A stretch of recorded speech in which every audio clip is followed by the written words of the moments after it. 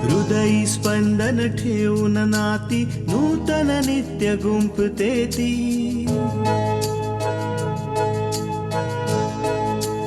हो हृदयी स्पंदन ठेवून नाती नूतन नित्य गुंफते ती. अंगणाची किरणे होऊन घरटे स्वर्णिम करते ती. स्मित फुलवून अधरांवरती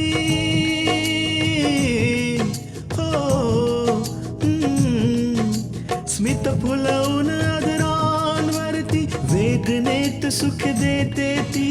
लेक वहिनी आई होऊन जीवन आभा होते ती. सुकन्या सुकन्या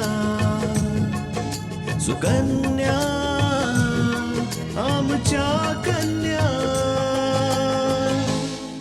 काहीही झालं तरी तुला या घरातील गोष्टी खास करून ज्या मी कोणाशीही करत असेल अपूर्वला सांगण्याची काहीच गरज नाही. म्हणूनच तर तू अपूर्वापासून इतकं सगळं सत्य लपवलंस. पूजा तू ठीक आहेस ना? राम स्वरूपजी, तुम्ही हे काय म्हणताय? हे लग्न का नाही होऊ शकत? आमच्याकडनं कोणती चूक झाली का? चूक तुमच्याकडून नाही, चूक आमच्याकडून झाली, जे आम्ही तुमच्या मुलीला आमच्या घरची सून बनवण्याचा विचार केला. चूक तर आमच्याकडून झाले की आम्ही तुमच्या मुलीबद्दल एकदाही जाणून घेण्याचा प्रयत्न नाही केला की तिचं चारित्र्य कसं आहे.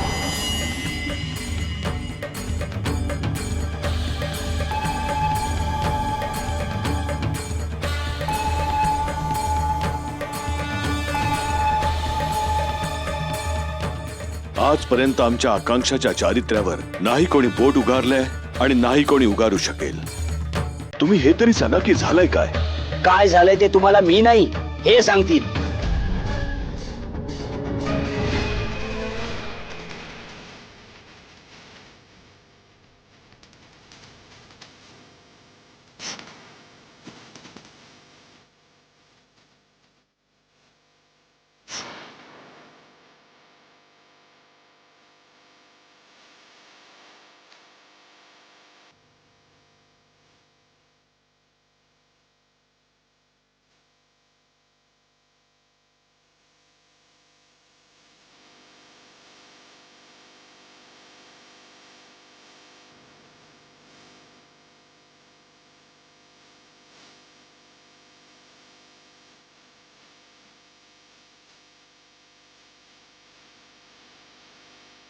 तुम्ही जी गोष्ट मला सांगितली आहे ना, या सगळ्यांसमोर दीपकजींना सांगा, जेणेकरून त्यांनाही हे माहित असायला हवं की त्यांची मुलगी त्यांच्या मागे काय काय करते. लखन,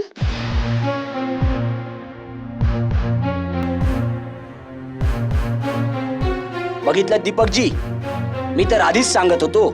अरे ही मुलगी या माणसाला ओळखते, अजून तर मी ह्याचं नावही नाही घेतलं.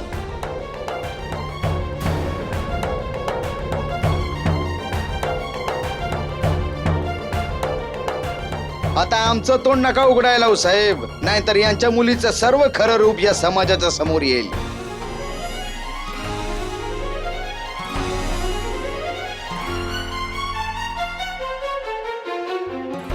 आणि सभ्यपणाचा खोटा मुखवटा सगळ्यांना फसवण्यासाठी जो यांनी लावलाय तो सगळ्यांसमोर येईल.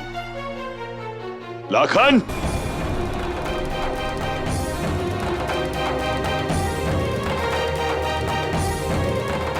हिम्मत कशी झाली तुझं असं बोलायची? एवढं ओरडून आणि गळा फाडून काहीच नाही होणार दीपक साहेब. जरा तुमच्या मुलीला विचारा की ती मला ओळखते की नाही ते.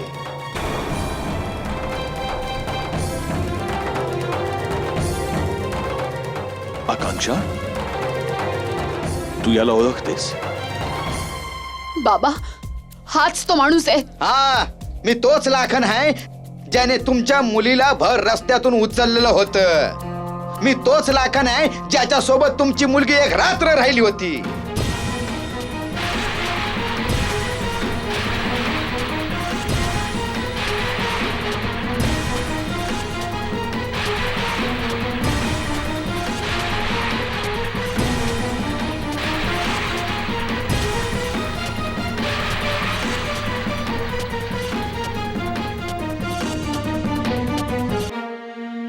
एक रात्र राहण्याचा अर्थ कळतो ना दीपक साहेब? हा?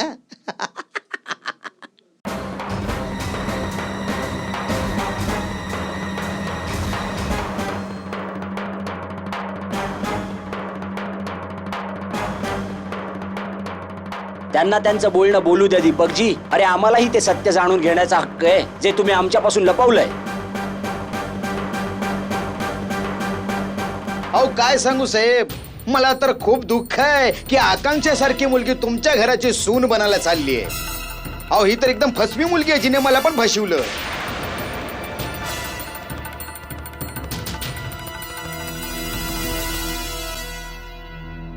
आणि तुम्हाला माहिती आहे का, हिचं अपहरण झालंच नव्हतं. ते सगळं जाणून बुजून ठरवलेलं होतं आणि त्यामध्ये आम्ही फुकटचे फसलो.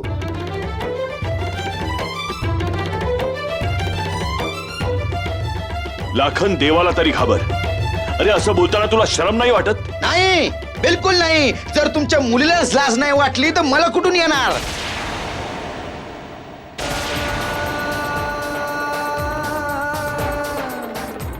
आणि जरी भोळी भाबडी दिसत जरी असली ना, हा, तरी एवढी भोळी भाबडी नाही आहे. खूप लबाड आहे ही. गरिबांची मदत करण्याच्या नावाने श्रीमंतांना लुबाडते ही. समाजसेवेच्या नावाने लोकांना फसवते ही.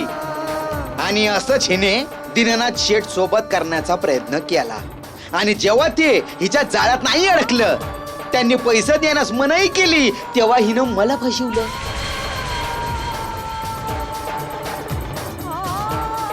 कान उघडे ठेवून तुम्ही तुमच्या मुलीचे कारनामे ऐका दीपकजी. होऊ शकतं तुम्हाला तुमच्या मुलीच्या ह्या रूपाबद्दल माहीतच नसेल. मग काय झालं लखनजी? अहो मग काय, मी आपला साधा सरळ माणूस हिच्या फसव्या शब्दामध्ये फसत गेलो. आणि मग हिने बनवलेल्या प्लॅनच्या प्रमाणे मी हिला उचललं आणि एका खोलीमध्ये बंद केलं.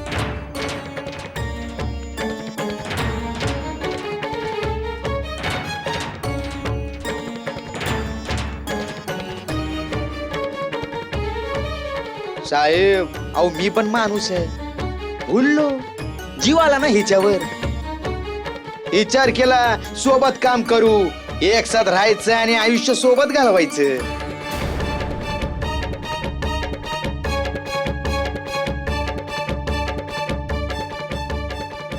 आणि मग नंतर हिने हळूहळू तिच्याकडे मला बोलवलं. आणि मग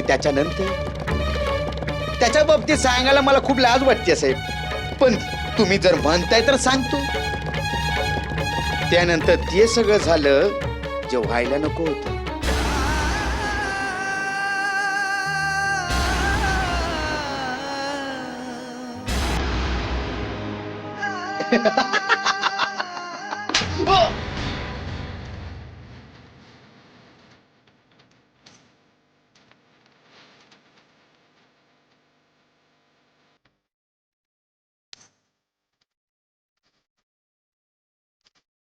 सुकन्या आमच्या कन्या.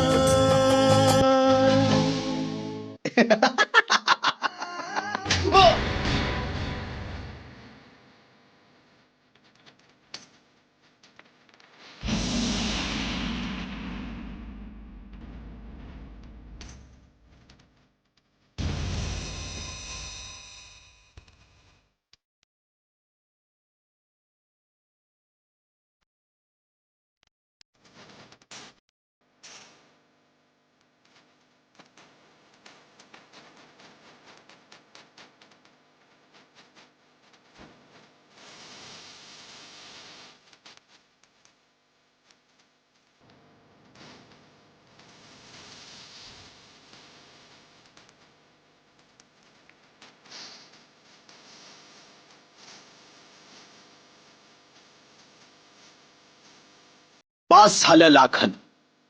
आता अजून एक शब्द जरी बोललास तर मी तुझा जीव घेईन.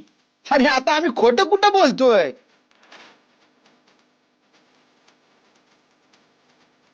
विराज बेटा, तुला या गोष्टीतलं काही माहित नाहीये.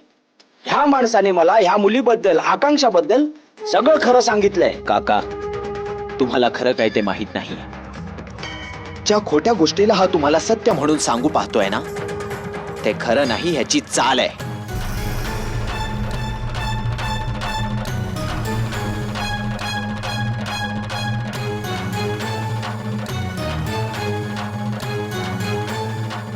हा आकांक्षा सोबत आपल्या अपमानाचा सूड घेतोय, जो अपमान मी याचा आकांक्षा समोर केला होता.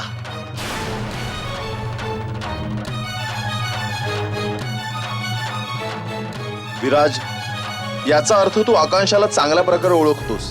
तुला चांगलंच ठाऊक आहे ती कशा प्रकारची मुलगी आहे, तरी तू त्यांची बाजू घेतोयस. अनिल, मी आकांक्षाला चांगल्या प्रकारे ओळखतो, म्हणूनच मी तिची बाजू घेतोय.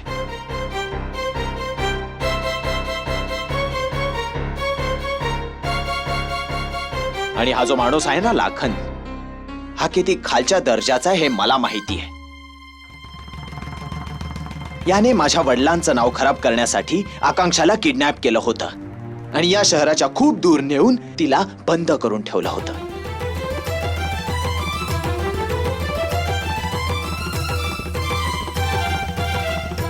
आणि जेव्हा मला याबाबत कळलं तेव्हा मी आपल्या वडिलांचं निर्दोषत्व सिद्ध करण्याकरता आकांक्षाला शोधून काढलं. आणि त्याच्यानंतर काय झालं विराज, ते मी तुला सांगतो. दीनानाथ शेठनं मला मारण्याचा प्रयत्न केला.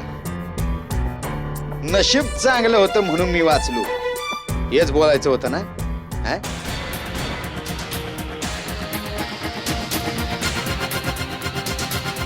विराज, असं का बनवलेल्या गोष्टी सांगत बसलायस? विराज, असं तर नाहीये ना की तू पण हिच्या प्रियमात पडलायस? हा? होऊ शकतं ना. अहो, काय पण होऊ शकतं. विराज पण शेवटी पैशावालाच आहे ना. हा? त्यावेळी आमच्या सोबत काय झालं हे मला पण माहितीये, आणि आकांक्षाला पण सगळं काय माहितीये. ती नाही खोटं बोलणार. लाखन,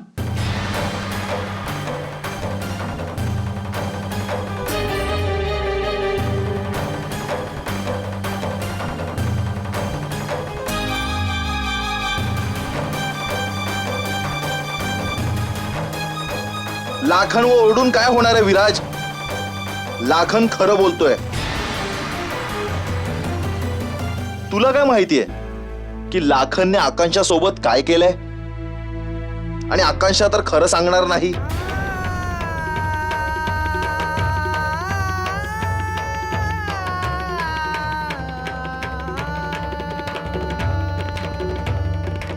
का का नाही सांगणार?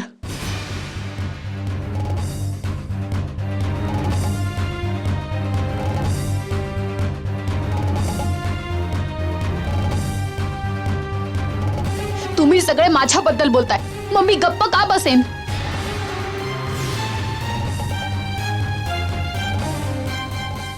अनिल, मी आतापर्यंत लखनचं बोलणं गपचूप ऐकलं, कारण मला असं वाटलं इथे असलेले सगळे लोक हे खूप समजूतदार आणि अनुभवी आहेत. पण हा माझा गैरसमज आहे. सुकन्या आमच्या कन्या. इथे उभे असलेले सगळे लोक हे खूप समजूतदार आणि अनुभवी आहेत. पण हा माझा गैरसमज आहे,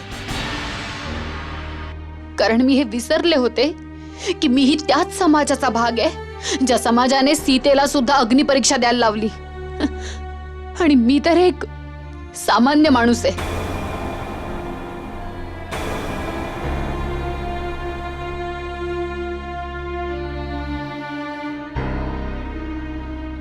आणि लखन, तुझ्यासारख्या माणसाला तर मी माझ्या नजरेलाही उभं करत नाही. अरे, जो माणूस आपल्या स्वतःच्या पक्षासाठी एक तिकीट घेऊ शकत नाही आणि ते तिकीट मिळवण्यासाठी एका मुलीला किडनॅप करतो, त्याने हाही विचार केला नाही की नंतर त्या मुलीच्या आयुष्याचं काय होईल.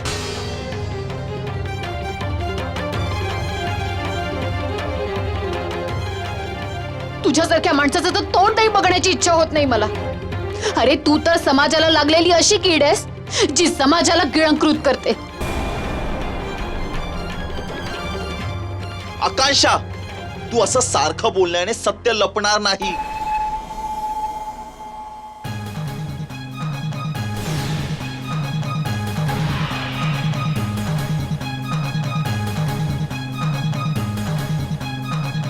सत्य तर हे आहे की तू त्या प्रकारची मुलगीच नाही आहे की जिच्या बरोबर आपला संसार मांडायचा विचार करेल, तिला आपली बायको बनवेल. अनिल, आज मला खूप दुःख होत आहे. या गोष्टीचं नाही की तू मला हे सगळं बोलतोयस, पण या गोष्टीचं दुःख होत आहे की माझ्या वडिलांनी माझ्यासाठी तुझ्यासारखा मुलगा निवडलाय.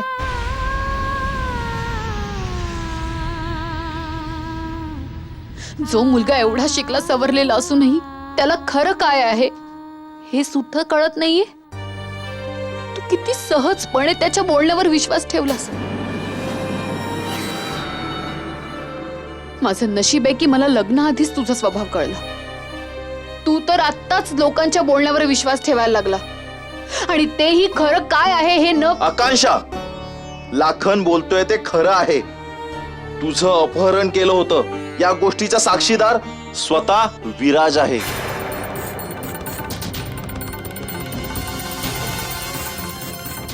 अजून काय माहित करून घ्यायचं राहिलंय?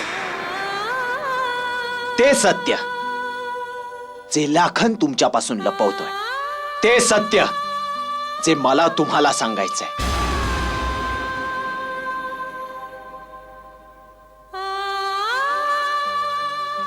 अनिल, हे बघ, आकांक्षा एक खूप चांगली मुलगी आहे. तू माझा मित्र आहेस, तू माझ्यावर विश्वास ठेव.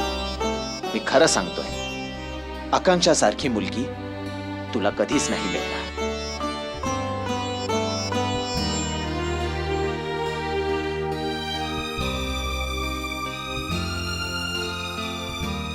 आकांक्षा अशी मुलगी आहे जिच्यासोबत कोणीही व्यक्ती आपलं संपूर्ण आयुष्य आनंदात जगू शकतो.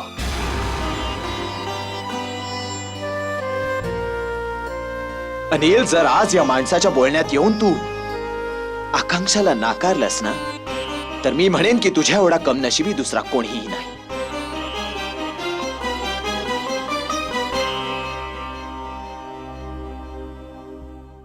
अनिल, तू आपल्या हातांनी आपल्या सुखाला झिडकारतोयस.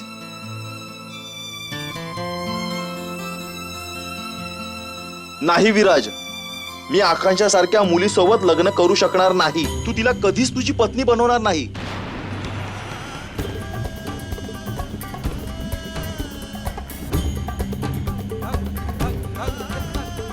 आणि माझे आई वडील अशा मुलीला सून म्हणून स्वीकारणारच नाही.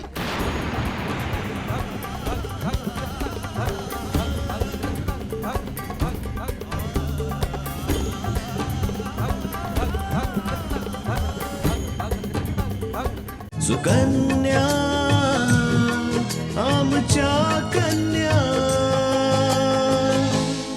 आणि माझे आई वडील देखील अशा मुलीला कधी सून म्हणून स्वीकारणार नाहीत.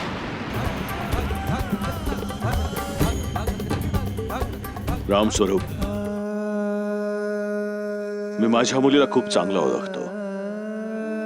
ती कधीच कोणतं असं काम करणार नाही ज्यामुळे माझी शर्मेने मान चुकेल. बस बस दीपकजी, खूप झालं. आम्ही सगळ्या गोष्टी ऐकलेल्या आहेत. तुमच्या मुलीकडे असा कोणताही पुरावा नाहीये की ज्याने हे सिद्ध होईल की तिचा लाखन बरोबर काही संबंध नाहीये.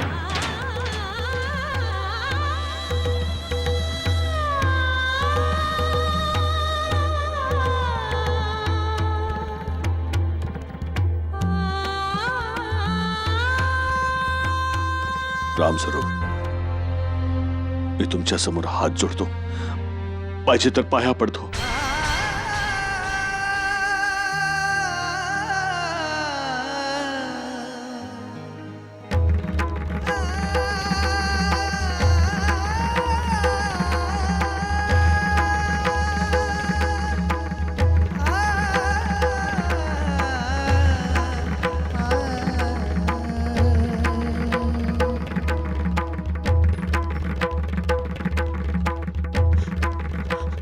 नाही नाही बाबा, तुम्हाला हे सगळं करायची काही गरज नाहीये.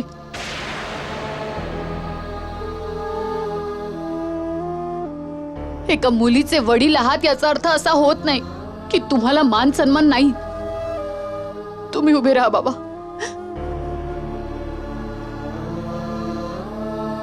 अनिल, हे काय करतोयस तू? तू माझा मित्र आहेस ना. जर तुला माझ्यावर विश्वास असेल ना तर ऐक माझं. तू आकांक्षा सोबत लग्न कर.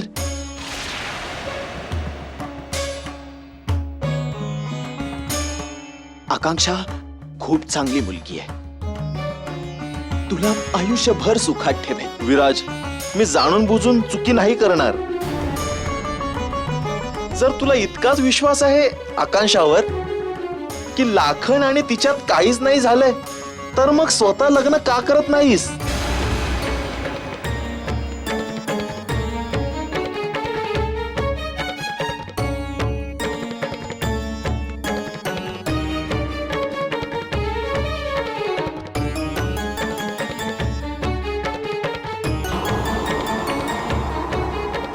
अनिल, काय काय झालं? भरोसा विश्वास सगळं उडालं.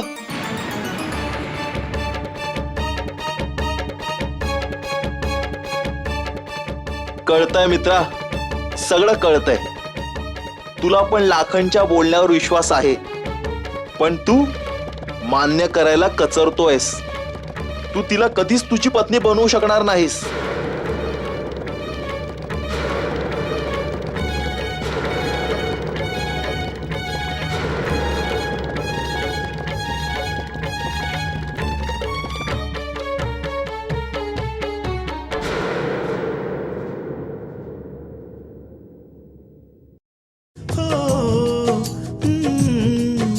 स्मित फुलवून अधरांवरती वेदनेत सुख देते ती लेक वहिनी आई होऊन जीवन आभा होते ती.